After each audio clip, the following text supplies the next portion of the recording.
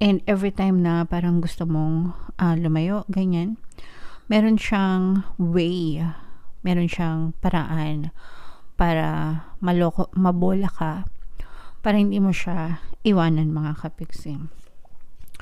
So, ganun. And ayaw niyang mawala ka, kahit na hindi siya affectionate sa'yo, mga kapiksi.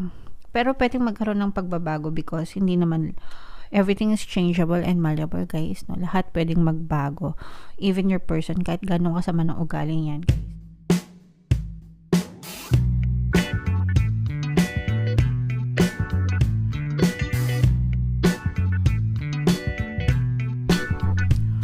Hello guys, hello Libra. Welcome back to Pinay Pixie Tarot. Ang pamagat ng episode natin for tonight is feelings reading, anong nararamdaman niya sa'yo. So, titingnan natin kung anong nararamdaman sa inyo, guys, ng inyong partner o specific person.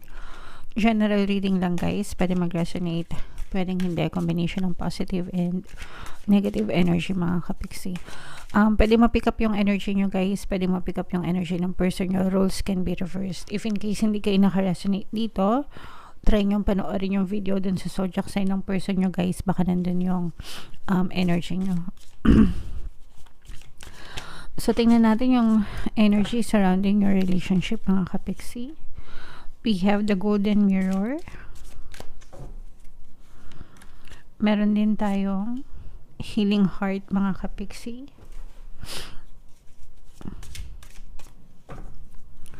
And meron din tayong teddy bear, guys. So, for some of you, guys, nakikita natin yung sakripisyo nyo, no, dito sa relationship, yung pagtitiis nyo.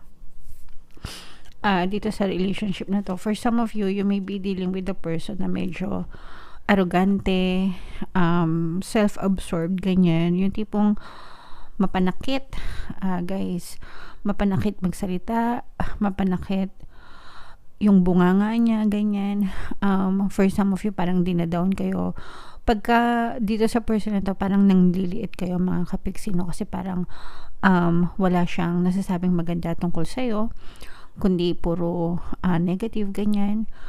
Kumbaga parang imbis na iangat ka nitong person na to bilang kayo ay lovers, mga kapiksi, parang siya pa yung unang nambababa sa'yo, yung unang minamaliit ka, guys. Okay? So, medyo arrogante itong person nyo, guys, and you're trying to heal from this toxic and abusive relationship or person, guys. Medyo abusado itong person nyo. For some of you, guys, pwedeng hindi nyo to pinapatulan kasi unang-una pwedeng gusto niya pa sila, guys, or kumbaga parang mahal nyo, no? Usually ganun talaga pag mahal, tinitiis, di ba? For some of you, pwedeng mahal nyo lang talaga itong person na to, kaya tinitiis nyo. For some of you, pwedeng alang-alang sa mga anak nyo din, if meron kayong mga anak, mga kapiksi, or pwedeng dependent din kasi kayo sa person na to. Ibig sabihin, let's say for example, nakatira kayo sa isang bahay tapos siya lang yung nagtatrabaho, ganyan. Kaya medyo maano din, for some of you, medyo malakas yung loob niya na magsalita ng hindi maganda, lalo na kung siya yung kumikita or nagtatrabaho, parang minamaliit kayo nitong person na to, guys. Pero yung iba, sabi ko nga, tinitiis nyo, guys, no? And you're trying to heal your broken heart, guys, dahil sa ginagawa nitong person na to. So, tingnan natin, mga kapiksi, kung ano yung nararamdaman sa inyo ng person nyo. Meron tayong Ho'oponopono, guys, and self-love subliminal. If in case naka-resonate kayo dito, try nyong pakinggan yun, guys, para makatulong na mapabilis yung inyong emotional healing, mga kapiksi. So, shuffle ko to, guys. Hanapin ko yung energy ng feelings at saka yung energy ng Libra. Habang sinashuffle ko to, panoorin nyo muna yung video natin regarding sa ating paano mag-manifest ng abundance video course. Kapiksi, sawa ka na ba sa mga struggles at hirap sa buhay mo? Masipag ka ba at masikap sa buhay ngunit hindi ka pa rin umaasenso? Ilang beses ka na bang nag-attempt magnegosyo at mag-invest pero palagi ka pa rin nalulugi? Sa pagkakataon na ito ay maaaring may subconscious beliefs ka na nagiging balakid sa iyong pag-unlad at pagyaman. Introducing, paano mag-manifest ng abundance video course. Dito ay matututunan mong ma-overcome ang mga balakid mo para tuluyan ka ng umunlad, umasenso, sumagana, maging matagumpay, successful at maswerte sa iyong kabuhayan, pera, trabaho, negosyo, salapi at kaperahan ng bonggang-bongga. Dali, mag-send na ng email sa pinoypixitaro@gmail.com at simulan na ang iyong pagyaman ngayon. Alright. So, sabay-sabay tayo guys. Magpayaman ngayon 2024. Mag-avail na kayo ng course kasi sobrang ganda talaga niyan mga kapiksi. And ngayong April, meron tayong discount. Magbibigay ako ng 200 pesos ng discount guys. Sa lahat na mag-avail ng course, kaya mag-avail na kayo mga kapiksi. Meron din tayong email coaching, manifest your desires using the law of attraction. If meron kayo guys na specific na gusto nyong i-manifest, pwedeng love and relationship, pwedeng money or career mga kapiksi, pwede kayo magpabook ng email coaching session with me. Mag-send lang kayo guys ng email sa pinoypixitaro@gmail.com. So, Libra guys, kayo ay represent ng King of Swords, mga kapiksi. Dito sa spread na to guys, no, nakikita natin na parang ayaw kang bitawan nitong person mo kahit na kahit na let's say for example hindi maganda yung pakikisama niya sa iyo mga kapiksi, pero ayaw niyang mawala ka sa kanya. Para sa kanya parang property ka, no? Parang he or she owns you. Ganun yung tingin niya sa iyo. Kumbaga parang sa kanya pag-aari ka niya. And walang ibang pwedeng makinabang sa'yo kundi siya. Ganyan. Although itong person mo guys, parang meron siyang I don't know if may mental issues ba tong person mo, pero parang ayaw niya nang nawawalan. So ayaw niya na may nawawala sa kanya. So kahit na let's say for example pinapakitaan ka niya ng hindi maganda, ganyan.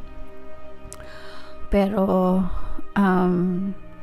parang binababa niya yung confidence mo, yung self-confidence mo para hindi ka magkaroon ng lakas ng loob na iwanan siya.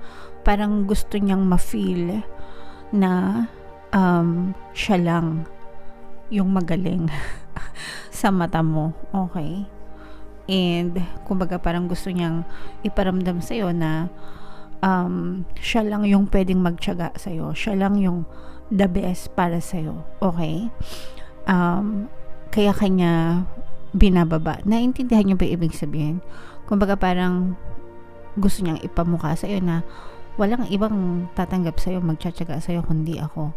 Kaya dapat magpasalamat ka sa akin. Parang ganon yung takbo ng isip nitong person mo. Okay? Kaya malakas yung loob niya mga kapiksi, kasi itong person mo, comment down below guys, no, if naka-resonate kayo, yung matatas ang kanyang dila mga kapiksi. Alright? And every time na parang gusto mong lumayo, ganyan, meron siyang way, meron siyang paraan para mabola ka, para hindi mo siya iwanan mga kapiksi. So, ganun. And ayaw niyang mawala ka kahit na hindi siya affectionate sa'yo, mga kapiksi. Pero pwedeng magkaroon ng pagbabago because hindi naman everything is changeable and malleable guys. No? Lahat pwedeng magbago. Even your person, kahit gano'ng kasama ng ugali yan guys. Kung gusto nyo tiyagain sila and gusto nyo magbago sila, pwede, pero kailangan magbago yung perception nyo about them guys. Ayan. So, nakikita natin na merong room for changes dito sa person na to. Pero, kumbaga parang kailangan dito magkaroon ng forgiveness, mga kapiksi. At saka, yung person mo, kahit na ganon siya sa'yo, na trato niyang property, deep inside, mahal ka nitong person na to. Pero hindi niya pinapakita sa'yo kasi nga self-absorbed siya, guys, no? Pag sinabing self-absorbed, parang mas mataas yung tingin niya sa sarili niya, mga kapiksi. Or, hindi mas mataas, sobrang taas. Sobrang taas ng tingin niya sa sarili niya na akala niya siya lang yung importanteng tao dito sa mundo. Parang ganun, guys, no? sobrang ma-pride. Pero mahal ka nitong person mo, kumbaga may feelings din siya sa'yo, guys. And isa din yan sa mga reason kung bakit ayaw kanyang mawala, no? Kasi in denial siya, hindi niya, kumbaga parang hindi niya matatanggap na kagagawan niya kapag iniwan mo siya. Okay? Pero hindi siya expressive, mga kapiksi. Comment down below, guys, if nakaresonate kayo. Hindi rin niya alam kung ano yung nangyayari sa kanya or hindi siya marunong, parang hindi siya marunong sa relationship, mga kapiksi. Hindi niya alam yung tamang pagpapakita ng affection, guys. Kaya nga sabi ko sa inyo, parang merong problema ito sa pag-iisip, or hindi ko alam kung may problema siya mentally or baka dahil lang din sa experience niya, guys, no? Iba-iba rin kasi ng factor, guys. Pero pwede itong magbago, guys. And kayo, kailangan magkaroon ng forgiveness. Kung wala naman kayong balak hiwalayan yung person nyo, guys, kailangan nyo ng sandamakmak na pasensya, patience, forgiveness, and focus sa sarili nyo, mga kapiksi. Okay? Kumbaga, don't let yourself suffer. Kung nagsasalita siya ng hindi magaganda about you, kung hindi naman totoo, wag mong pansinin, diba? Kumbaga, labas sa isang tenga, pasok sa isang tenga, labas sa isang tenga.